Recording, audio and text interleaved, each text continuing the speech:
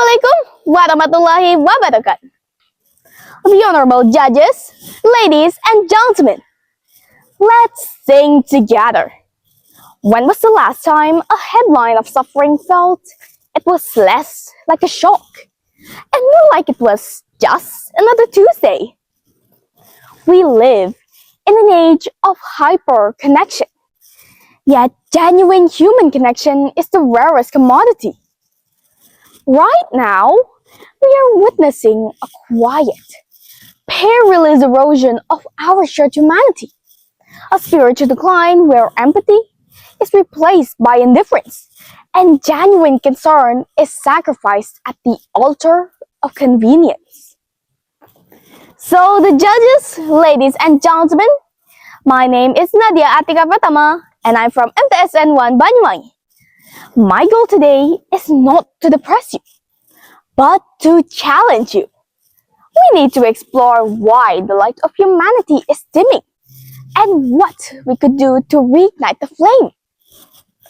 First, there is a rise of apathy, the normalization of suffering. We are constantly saturated with information. Every disaster, every conflict, and every injustice is beamed directly into our palms. But this disaster has not bred action.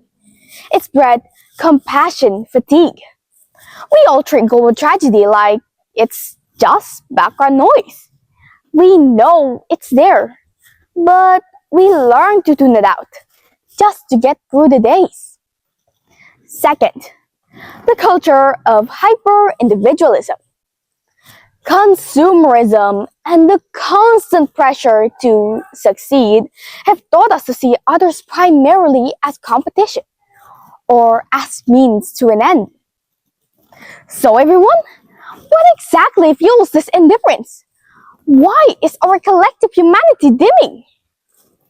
Well, a major driver is our media and social algorithms, as they feed us on what we already agree with. Now, this creates ideological islands.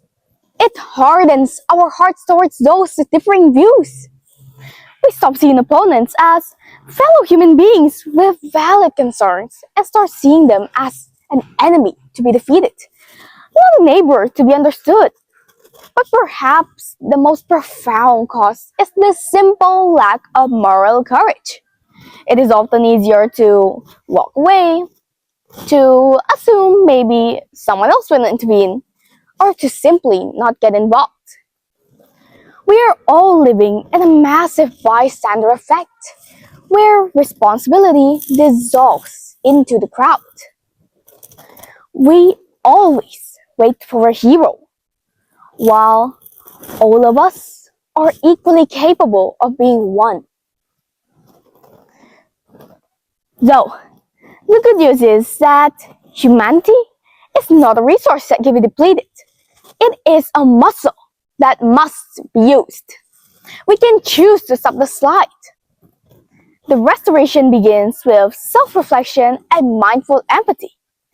Before you react to a person, an article, or a headline, consciously stop and ask, what is their struggle? What would I want in their situation? Then, choose courage over comfort. When you see injustice, say something. When you see someone struggling, offer help, even if it's small and even if it feels awkward. Because we are all connected. The wounds of the world are our wounds. The indifference we show today will soon be the coldness that greets us tomorrow. So, let's make this world great again. Let us choose to be the generation that stops the slide into spiritual apathy. Let us choose to be fully, fiercely, and unapologetically human. Well, the judges, ladies and gentlemen, that is all I have to deliver. I hope this speech could provide some reflection and be of help to anyone. Thank you so much for your time and wassalamualaikum warahmatullahi wabarakatuh.